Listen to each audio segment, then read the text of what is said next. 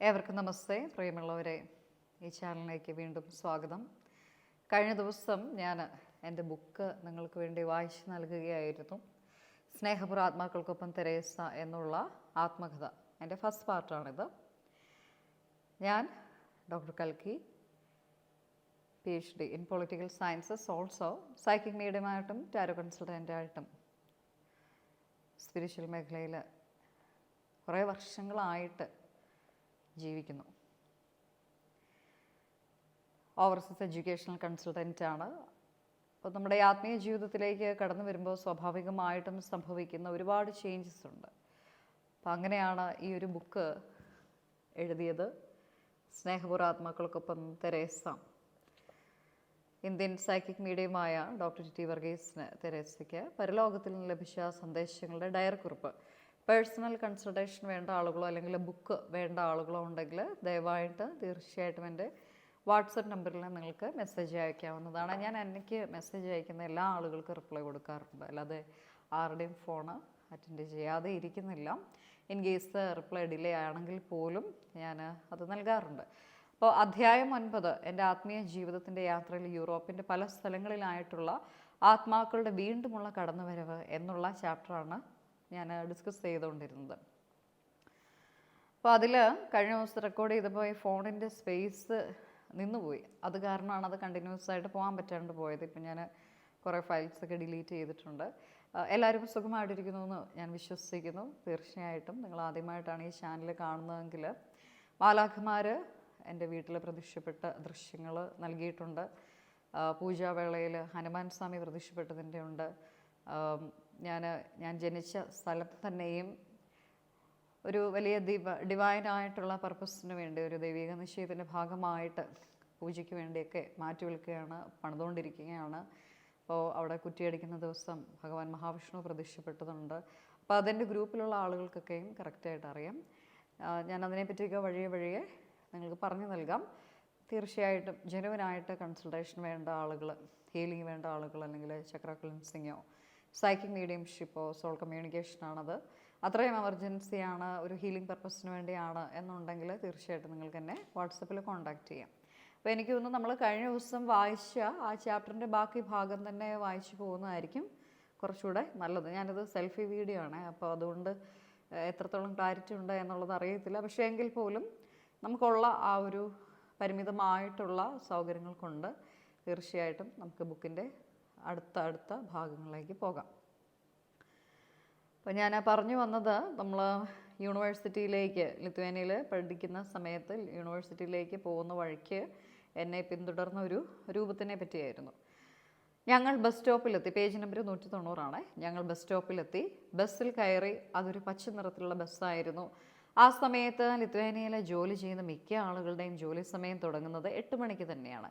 എല്ലാവരും തണുപ്പുള്ളതിനാൽ തന്നെ ജനലിനോട് ചേർന്നുള്ള സീറ്റിൽ ഇരിപ്പിടം പിടിക്കുന്നു. ഞാനും അത്തരത്തിൽ ഒഴിഞ്ഞു കിടന്നിരുന്ന ജനലിനോട് ചേർന്ന ഒരു സീറ്റിൽ ഇരിപ്പുറപ്പിച്ചു. ആ സമയത്ത് എൻ്റെ ഹൃദയമിടിപ്പിൻ്റെ ശബ്ദം എനിക്ക് വളരെ വ്യക്തമായി കേൾക്കാൻ സാധിക്കുന്നുണ്ടായിരുന്നു. എൻ്റെ ശ്വാസോച്ഛ്വാസം നിയന്ത്രണാതീതമായിപ്പോയി. എനിക്ക് ശ്വാസം മുട്ടുന്നതായും എൻ്റെ ശരീരം വിറയ്ക്കുന്നതായും വിഷ്ണുവിന് മനസ്സിലായി. അപ്പോൾ അദ്ദേഹം എന്നോട് എനിക്ക് എന്താണ് പറ്റിയത് എന്ന് ചോദിച്ചു. ഞാൻ അദ്ദേഹത്തോട് ഒന്നുമില്ല, എനിക്ക് എന്തോ പോലെ തോന്നുന്നു, പക്ഷേ അത് കുഴപ്പമില്ല എന്ന് മറുപടിയും നൽകി. ബസ്സിൽ നിന്നും ഇറങ്ങിയ ഞങ്ങളുടെ സോഷ്യൽ സയൻസ് വിഭാഗം ലക്ഷ്യമാക്കി നടക്കുവാൻ തുടങ്ങി. നടന്നു പോകുന്ന വഴിയിൽ ഞങ്ങളുടെ നഗരത്തിലെ പ്രസിദ്ധമായ വിശുദ്ധ മിഖായേൽ മാലാഖയുടെ പള്ളിയുണ്ട്. പതിവായി അവിടെ വിശുദ്ധ കുർബാനയ്ക്ക് ഞാനും വിഷ്ണുവും പങ്കെടുക്കാറുണ്ട്. ഇപ്പോഴും ഞങ്ങൾ സ്ഥിരം സന്ദർശിക്കാറുള്ള പള്ളിയാണത്. ആ പള്ളിയിലെ വിശുദ്ധ കുർബാന പലപ്പോഴും ആന്തരികമായ സമാധാനം ഞങ്ങൾക്ക് 2 പേർക്കും പ്രദാനം ചെയ്യാറുണ്ട്. അന്നും ഞങ്ങൾ പള്ളിയിൽ കയറി പ്രാർത്ഥിക്കുകയും ദൈവികമായ സംരക്ഷണം അപേക്ഷിക്കുകയും ചെയ്തു. അതിനുശേഷം ഞങ്ങൾ ക്ലാസ്സിലേക്ക് നടന്നെത്തുകയും ചെയ്തു. എന്നാൽ ക്ലാസ്സിലെത്തിയപ്പോഴും എന്നെ ചുറ്റിപ്പറ്റി ഒരു കറുത്ത രൂപത്തിൻ്റെ സാന്നിധ്യമുണ്ടെന്ന് ഞാൻ മനസ്സിലാക്കി. എന്നിരുന്നാലും ക്ലാസ്സിലെ പല ചർച്ചകളിലും പ്രസൻറ്റേഷനുകളിലും ശ്രദ്ധ കേന്ദ്രീകരിക്കേണ്ടിയിരുന്നതുകൊണ്ട് ഞാൻ ചുറ്റുമുള്ള കാര്യങ്ങളെ തീർത്തും ആ സമയത്ത് അവഗണിക്കാൻ ശ്രമിച്ചു. എങ്കിലും ഞാൻ കണ്ട ഉയരമുള്ള ആ കറുത്ത പുരുഷരൂപം എൻ്റെ ഹൃദയത്തെ വേട്ടയാടിക്കൊണ്ടിരുന്നു. കാരണം ആ രൂപം എന്നെ തേടി എൻ്റെ ക്ലാസ്സിൽ വരെ എത്തിയിരിക്കുന്നു എന്നത് യാതൊരു കാരണവശാലും ഭയത്തോടെ അല്ലാതെ എനിക്ക് ഇന്നും ഓർക്കാൻ സാധിക്കുകയില്ല. പിന്നീട് 2014 യൂറോപ്യൻ കമ്മീഷന്റെ സ്കോളർഷിപ്പ് എനിക്ക് ലഭിക്കുകയും ഏകദേശം ഒരു സെമസ്റ്റർ അക്കാദമിക് പ്രോഗ്രാം ഫിൻലാൻഡിൽ പഠിക്കുവാൻ എനിക്കും വിഷ്ണുവിനും സാധിച്ചു. ഞങ്ങൾ രണ്ടുപേരുമായിരുന്നു ആദ്യമായി ഇന്ത്യയിൽ നിന്നും അത്തരത്തിൽ ഒരു സ്കോളർഷിപ്പ് നേടുന്ന ആദ്യത്തെ വ്യക്തികൾ. ഫിൻലൻഡിൽ ഞങ്ങൾ എത്തുന്നത് ജനുവരി 2014 ആദ്യ വാരത്തിലാണ്. ഫിൻലൻഡ് എന്ന് കേൾക്കുമ്പോൾ തന്നെ ലോകത്തിലെ ഏറ്റവും വലിയ സാമ്പത്തിക ശക്തിയുള്ള രാജ്യങ്ങളിൽ ഒന്നായും വളരെയധികം മാനുഷിക വികസനങ്ങൾക്ക് പ്രാധാന്യം നൽകുന്ന ഒരു രാജ്യമായും വികസനത്തിൻ്റെ പല ഇൻഡെക്സുകളിലും ഉന്നത റാങ്കിങ് കരസ്ഥമാക്കിയിട്ടുമുള്ള ഒരു രാജ്യമായുമാണ് നമുക്കറിയാവുന്നത്. അത് വാസ്തവമാണ്. ഫിൻലൻഡിൽ താമസിക്കുമ്പോൾ വളരെയധികം ശാന്തതയും ഏകാഗ്രതയും നമുക്ക് അനുഭവപ്പെടും. അത്രയ്ക്ക് ശാന്തത ആഗ്രഹിക്കുന്നവർക്ക് മാത്രമേ അവിടെ ജീവിക്കാൻ സാധിക്കുകയുള്ളൂ എന്നാണ് ഞാൻ മനസ്സിലാക്കിയിരിക്കുന്നത്. കാരണം ലിത്വേനിയനേക്കാൾ ഏകാന്തതയാണ് അന്ന് ഞങ്ങൾ അവിടെ അനുഭവിച്ചത്.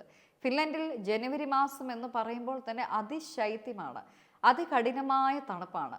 അതുകൊണ്ട് തന്നെ ആ തണുപ്പ് നമ്മുടെ ഹൃദയത്തെയും ശരീരത്തെയും പല രീതിയിൽ ബാധിക്കുന്നുണ്ടായിരുന്നു. 2014 ജനുവരിയിൽ ഞങ്ങൾ അവിടെ എത്തുമ്പോൾ ലിത്വേനിയയിൽ നിന്ന് എസ്റ്റോണിയ വരെ ഏകദേശം 9 മണിക്കൂറിൽ കൂടുതലുള്ള ബസ് യാത്ര, അതിനുശേഷം എസ്റ്റോണിയയുടെ തലസ്ഥാനമായ ടാലിൻ നഗരത്തിൻ്റെ തുറമുഖത്തിൽ നിന്നും ഫിൻലൻഡിൻ്റെ തലസ്ഥാനമായ ഹെൽസിങ്കിയിലേക്ക് ഒരു ഫെറിയിൽ കയറിയാണ് യാത്ര ചെയ്യേണ്ടത്. പിന്നീട് ഹെൽസിങ്കിയിൽ നിന്നും വീണ്ടും ബസ് എടുത്ത് ഞങ്ങൾ പോകേണ്ട യൂണിവേഴ്സിറ്റി സ്ഥിതി ചെയ്യുന്ന നഗരമായ യുവാസ്കിലയിലേക്ക് വീണ്ടും 4 മണിക്കൂർ യാത്ര. ഇങ്ങനെ മണിക്കൂറുകൾ നീണ്ട യാത്രയ്ക്ക് ശേഷമാണ് ലിത്വേനിയയിൽ നിന്നും ഫിൻലൻഡിലേക്ക് ഞങ്ങൾ എത്തിയത്. ഫിൻലൻഡിൽ ഞങ്ങളുടെ നഗരത്തിൽ എത്തിച്ചേർന്ന് അവിടെ നിന്നും യൂണിവേഴ്സിറ്റി ഹോസ്റ്റലിലേക്ക് ഞങ്ങൾ പോയി. യാത്രയുടെ ക്ഷീണം നന്നേ ഉണ്ടായിരുന്നതിൽ തന്നെ വിശ്രമിക്കുവാൻ ഞങ്ങൾ തീരുമാനിച്ചു. വിശദമായ ഭക്ഷണം തയ്യാറാക്കുവാനുള്ള സമയമൊന്നും ഞങ്ങളുടെ കയ്യിൽ ആ സമയത്ത് ഉണ്ടായിരുന്നില്ല. അതുകൊണ്ട് തന്നെ ക്ഷീണം ഞങ്ങളെ വളരെയധികം തളർത്തിയിരുന്നു. മാത്രമല്ല, ലിത്വേനിയയിൽ ഉണ്ടായിരുന്നതിലും അതികഠിനമായ തണുപ്പായിരുന്നു ഫിൻലൻഡിൽ ഉണ്ടായിരുന്നത്. ആ തണുപ്പ് ഞങ്ങളുടെ സിരകളിലേക്ക് ഇരച്ചു കയറി. അതുകൊണ്ട് അപ്പോൾ ഭക്ഷണമൊന്നും ഉണ്ടാക്കാൻ മെനക്കെടാതെ കയ്യിലുണ്ടായിരുന്ന റൊട്ടിയും ജാമും കഴിച്ച് ഞങ്ങൾ ഉറങ്ങുവാൻ തീരുമാനിച്ചു. പിറ്റേ ദിവസം ഉറക്കമുണർന്നപ്പോൾ ഞങ്ങൾ കണ്ട കാഴ്ച അതിമനോഹരമായിരുന്നു. സത്യത്തിൽ അത് എപ്രകാരം ഇവിടെ വിവരിക്കണമെന്ന് പോലും എനിക്കറിയില്ല. ഉറക്കമുണർന്ന ബാൽക്കണിയിലെത്തിയ ഞങ്ങൾ അവിടെ മഞ്ഞിൻ്റെ ഒരു വലിയ പാളിയാണ് കണ്ടത്. തലേ ദിവസം രാത്രി ഞങ്ങൾ ഫിൻലൻഡിലെത്തിയപ്പോൾ മഞ്ഞില്ലായിരുന്നു. എന്നാൽ പിറ്റേ ദിവസം രാവിലെ ഉറക്കത്തിൻ്റെ ക്ഷീണമൊക്കെ കഴിഞ്ഞ് കണ്ണു തുറന്ന് ജനാലയ്ക്ക് ഉള്ളിലൂടെ പുറത്തേക്ക് നോക്കിയപ്പോൾ കാണുന്നത് മഞ്ഞ് പുതച്ച് കിടക്കുന്ന പൈൻ കാടുകൾക്കിടയിലുള്ള ഞങ്ങളുടെ ഹോസ്റ്റൽ കെട്ടിടത്തിനെയാണ്. മനോഹരവും ശാന്തവുമായ ചുറ്റും വെളുത്ത നിറമുള്ള ഒരു അന്തരീക്ഷം. ആ കാഴ്ച എനിക്ക് അതിയായ സന്തോഷവും ഹൃദയത്തിൽ സമാധാനവും വീണ്ടും നൽകി. ആ ഉന്മേഷദായകമായുള്ള പ്രകൃതി സൗന്ദര്യം ആസ്വദിച്ച് മണിക്കൂറുകളോളം ഞാൻ ജനാലയ്ക്കുള്ളിലൂടെ പുറത്തേക്ക് തന്നെ നോക്കിക്കൊണ്ടിരുന്നു. അപ്പോൾ വിഷ്ണു എനിക്ക് നല്ല ചൂട് കട്ടൻ കാപ്പി ഉണ്ടാക്കി തന്നു. ലോകത്തിൽ ഇത്ര മനോഹരമായ ഒരു സ്ഥലമുണ്ടല്ലോ എന്നും അവിടെ ഇത്തരത്തിലൊരു ജീവിതം ഈശ്വരൻ എനിക്ക് നൽകിയല്ലോ എന്നും ഓർത്തപ്പോൾ എനിക്ക് ഈ ജീവിതം നൽകിയതിന് ദൈവത്തോട് നന്ദി പറഞ്ഞുകൊണ്ടേയിരിക്കാൻ തോന്നി. ഏകദേശം 6 മാസത്തോളം പഠന സംബന്ധമായി ഞങ്ങൾ ഫിൻലൻഡിൽ തന്നെ ഉണ്ടായിരുന്നു. ആ സമയത്ത് വിഷ്ണു പാർട്ട് ടൈം ജോലി ചെയ്യുന്നുണ്ടായിരുന്നു. അപ്പോൾ 6 മാസം മാത്രമേ ഞങ്ങൾക്ക് ഒരു സെമസ്റ്റർ ഹോസ്റ്റലിൽ നിൽക്കാൻ അനുവാദം ഉണ്ടായിരുന്നുള്ളൂ. അതിനെ തുടർന്ന് പിന്നീട് ജോലി ഉണ്ടായിരുന്നതിനാൽ ഞങ്ങൾ രണ്ടുപേരും അവിടെ നിന്ന് കുറച്ചുകൂടെ നാൾ താമസിക്കാമെന്ന് തീരുമാനിച്ചു. കാരണം വേനൽക്കാലത്ത് വിദ്യാർത്ഥികൾക്ക് ഇന്റേൺഷിപ്പ് ചെയ്യാനുള്ള ഒരു സാധ്യത അവിടെ ഉണ്ടായിരുന്നു. അതുകൊണ്ട് തന്നെ നിങ്ങൾ വേറെ ഏതെങ്കിലും യൂറോപ്യൻ രാജ്യത്താണെങ്കിൽ പോലും ഇത്തരത്തിലുള്ള ഇന്റേൺഷിപ്പ് ജോലി സാധ്യതകൾ അവിടെയുണ്ട്. അങ്ങനെ അവിടെ വലിയ 4 നില വീടിൻ്റെ 2 മുറി ഞങ്ങൾ വാടകയ്ക്ക് എടുത്തു. എന്നെയും വിഷ്ണുവിനെയും പോലെ മറ്റ് രാജ്യങ്ങളിൽ നിന്നുള്ള വിദ്യാർത്ഥികളും ആ വീട്ടിൽ താമസക്കാരായിട്ടുണ്ടായിരുന്നു. ഞങ്ങളെല്ലാവരും പൊതുവായ ഒരു അടുക്കളയായിരുന്നു പങ്കിട്ടിരുന്നത്. ആ വീടിൻ്റെ 3 നിലകൾ താമസിക്കുവാനും ഏറ്റവും അടിയിലത്തെ അണ്ടർഗ്രൗണ്ട് മണ്ണിനടിയിലുള്ള നില അലക്കുവാനും കുളിക്കുവാനും ഒക്കെയുള്ള സൗകര്യങ്ങൾ ഉള്ളതാണ്. വീട്ടിൽ എപ്പോഴും താമസക്കാർ ഉണ്ടായിരുന്നു എങ്കിലും എല്ലാവരും സ്വന്തം കാര്യങ്ങളിൽ മാത്രം ശ്രദ്ധ കേന്ദ്രീകരിച്ചു പോന്നു. ഒരു ദിവസം എനിക്ക് ഞങ്ങളുടെ നഗരമായ യുവാസ്കിലയിലെ സിറ്റി സെൻറ്ററിലേക്ക് പോകേണ്ടി വന്നു. യൂണിവേഴ്സിറ്റിയിലേക്ക് പോകുന്നതിൻ്റെ ഭാഗമായുള്ള ഒരു യാത്രയായിരുന്നു അത്. അതേ തുടർന്ന് ഞാൻ ഒറ്റയ്ക്ക് ഞങ്ങൾ താമസിക്കുന്ന ഈ വീട്ടിലേക്ക് മടങ്ങി വരികയായിരുന്നു. ഫിൻലൻഡിൽ ആ സമയം ഈ പറയുന്നത് പോലെ അതിശൈത്യകാലമാണ്. അതിനെ തുടർന്ന് രാവിലെ തീരെ സൂര്യപ്രകാശം ഉണ്ടായിരിക്കില്ല, എന്നാൽ രാത്രി സൂര്യപ്രകാശം വളരെ നന്നായി ഉണ്ടാവുകയും ചെയ്യുമായിരുന്നു. ശരത്കാലം, ശൈത്യകാലമല്ല, ശരത്കാലം. എന്നാൽ രാത്രി സൂര്യപ്രകാശം വളരെ നന്നായി ഉണ്ടാവുകയും ചെയ്യുമായിരുന്നു. ചുറ്റും നല്ല ഇരുട്ടും നിശബ്ദതയും. ഞങ്ങൾ താമസിക്കുന്ന വീടിന് മുൻവശത്തും പിൻവശത്തുമായി 2 വാതിലുകളാണ് ഉള്ളതെന്ന് വെച്ച് കഴിഞ്ഞാൽ 2 പാളിയുള്ള വാതിൽ. അതിൽ മുൻവശത്തെ വാതിൽ വീട്ടുടമസ്ഥൻ എപ്പോഴും അടച്ചിട്ടിരിക്കും. അതുകൊണ്ട് തന്നെ പുറകിലത്തെ വാതിലിലൂടെയാണ് ഞങ്ങൾ പലപ്പോഴും കടന്നു വരാറുള്ളത്. പിൻവശത്തെ വാതിലിന്റെ താക്കോൽ എൻ്റെ കയ്യിൽ ഉണ്ടായിരുന്നില്ല. കാരണം വിഷ്ണു അവിടെ ഉള്ളത് കൊണ്ട് തന്നെ വിഷ്ണു വന്ന് വാതിൽ തുറക്കും എന്നായിരുന്നു എൻ്റെ ധാരണ. പക്ഷെ അന്ന് വിഷ്ണു മുറിക്കുള്ളിൽ ഉണ്ടായിരുന്നുവെങ്കിലും വീട്ടിലേക്ക് ഫോൺ വിളിച്ചുകൊണ്ടിരിക്കുകയായിരുന്നു. അതുകൊണ്ട് തന്നെ അദ്ദേഹത്തിന് ഞാൻ വന്ന് കതകിൽ മുട്ടിയത് അറിയാൻ സാധിച്ചില്ല. പുറത്താണെങ്കിൽ വല്ലാത്ത തണുപ്പ്, മഞ്ഞുവീഴ്ച ചെറുതായിട്ടുണ്ട്. പോരാഞ്ഞിട്ട് സൂര്യപ്രകാശത്തിൻ്റെ ഒരു ചെറിയ കണിക പോലും ആ സമയത്ത് ഇല്ല. ഞാൻ പിൻവാതിലിൽ വന്ന് വീണ്ടും വീണ്ടും മുട്ടിയെങ്കിലും വിഷ്ണു അപ്പോഴും ഞാൻ വിളിക്കുന്നത് കേൾക്കുന്നുണ്ടായിരുന്നില്ല. ആ വീട്ടിൽ ആ സമയത്ത് വേറെ പലരും ഉണ്ടായിരുന്നുവെങ്കിലും എല്ലാവരും സാധാരണഗതിയിൽ തങ്ങളുടെ തന്നെ മുറിയിൽ ഇരിക്കുന്നത് കൊണ്ട് ആരും വന്ന് വാതിൽ തുറക്കാൻ തയ്യാറാകത്തില്ല. ഇത്രയും സമയമായിട്ടും ആരും കേൾക്കുന്നില്ല എന്ന് മനസ്സിലായപ്പോൾ എന്തെന്നില്ലാത്ത ഒരു ഭയം എൻ്റെ ഉള്ളിൽ ഉടലെടുത്തു. പെട്ടെന്ന് എനിക്ക് എൻ്റെ പുറകിൽ ആരോ നിൽക്കുന്നുണ്ട് എന്ന് മനസ്സിലായി. ഭയത്തോടു കൂടി ഞാൻ തിരിഞ്ഞു നോക്കിയപ്പോൾ എൻ്റെ ഹൃദയത്തിലെ സകല ഭയവും ഒത്തുകൂടി. അത് അലറി വിളിക്കുന്ന തരത്തിലൊരു കാഴ്ച എനിക്ക് അഭിമുഖീകരിക്കേണ്ടതായിട്ട് വന്നു. അന്ന് ഞങ്ങളുടെ വീടിൻ്റെ പുറകുവശത്ത് കാട് പോലെയുള്ള സ്ഥലമാണ്. ആ ഫിൻലൻഡിലെ വീടിൻ്റെ അവസ്ഥയാണ്.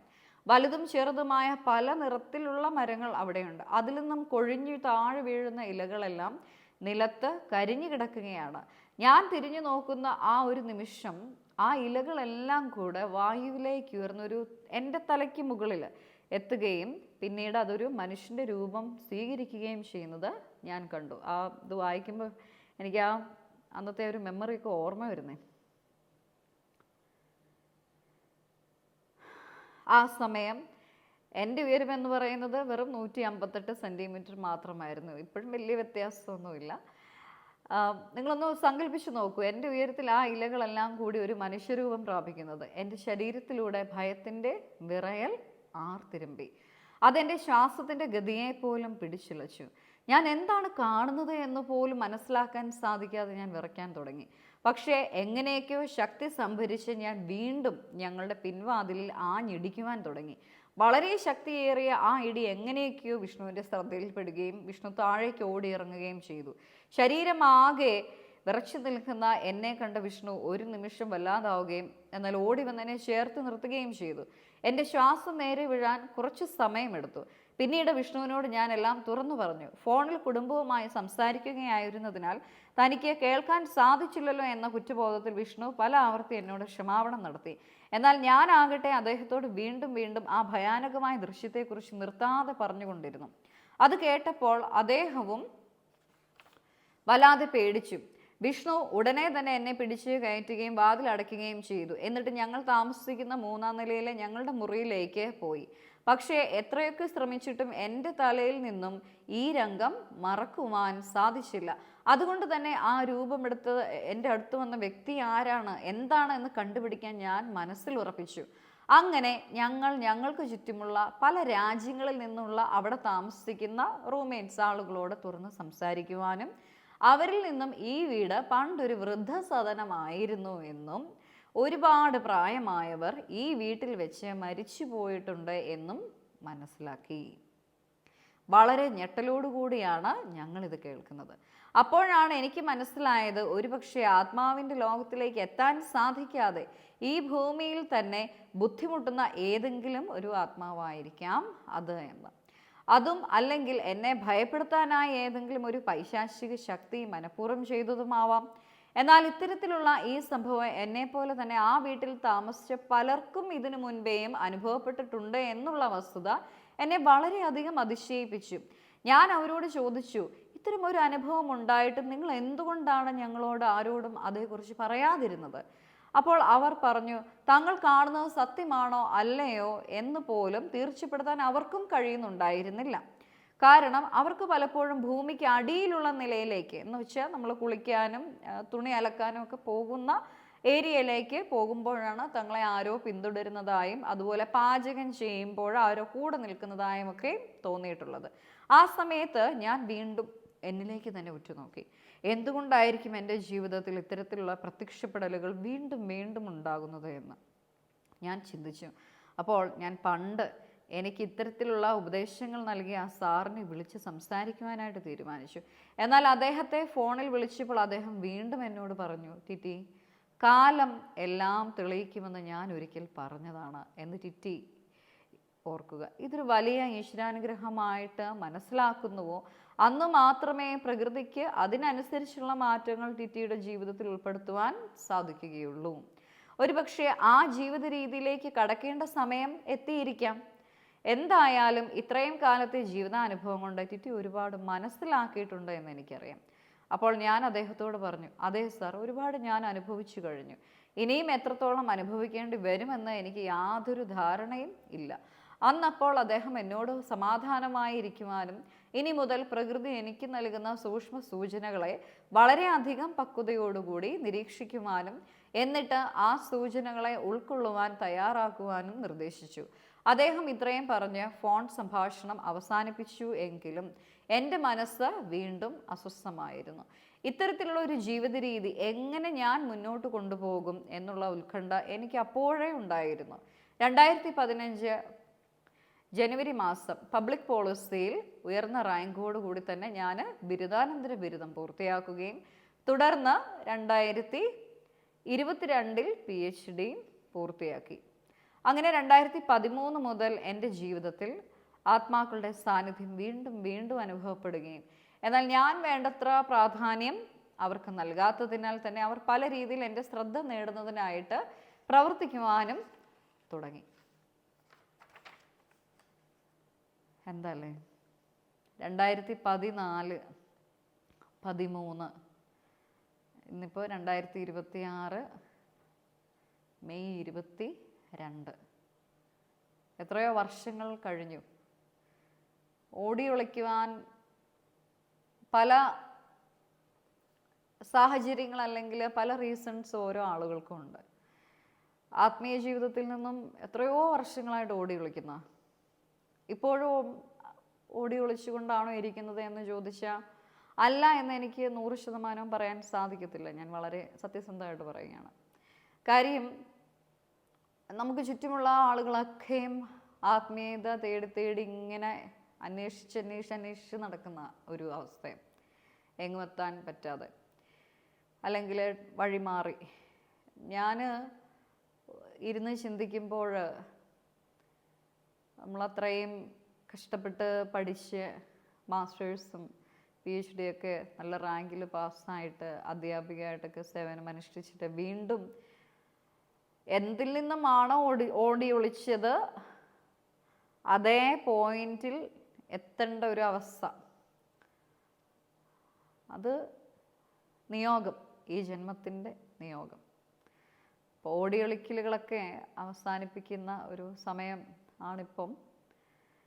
ആരും ഒരു ബുക്കിൻ്റെ ചാപ്റ്ററൊന്നും മൊത്തത്തിൽ ഒരു ഓതേഴ്സും അങ്ങനെ വായിച്ചൊന്നും അങ്ങനെ കേൾപ്പിക്കാറില്ല. പക്ഷെ എന്നെ സംബന്ധിച്ച് ഞാൻ നോക്കുമ്പോൾ ഈ ഒരു ബുക്ക് എന്ന് പറയുന്നത് ഇതൊരു വെറും ബുക്കല്ല. ഓരോ ആളുകൾ ഈ ബുക്ക് അവരുടെ വീട്ടിൽ വെച്ചിരിക്കുന്നത് ഭഗവത്ഗീതയുടെയും ബൈബിളിൻ്റെ ഒക്കെ കൂടെയാണ്. അത്രയും ഡിവൈൻ മെസ്സേജസ് ആണ്. അപ്പോൾ അത് വായിക്കാനും ഭാഗ്യമുള്ളവർ വായിക്കുക, കാര്യങ്ങൾ മനസ്സിലാക്കുക.